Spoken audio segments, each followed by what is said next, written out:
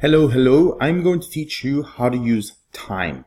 Now, if you've done my if you've seen my date video, it works very similar to that. But there's a second part that I want to show you, which is combining date and time. Right? So let's start with time. You go equals time, and there's three things: hour. So again, you can do 24-hour time. So if I'm doing 2 p.m., I'm going to do 14. All right, 1400 hours. Let's say 2:15 and 30 seconds. All right. Enter, and I'm going to see 2:15 like so.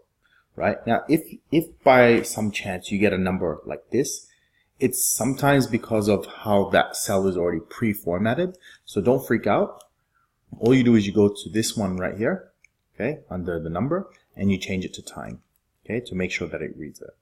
Okay, obviously you can change the time format to different things as well. So if I come into more number formats, I can change it from standard time. I can have it with the PM at the end. Without the PM, I can do 24-hour time.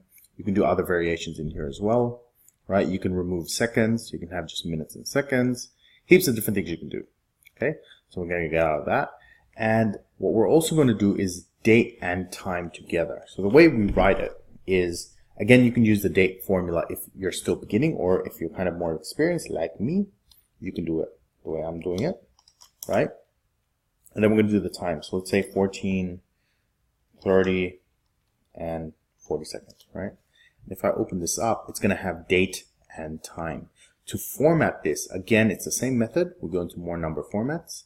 And the one I tend to use is like this one, but I actually tend to add an extra H in there.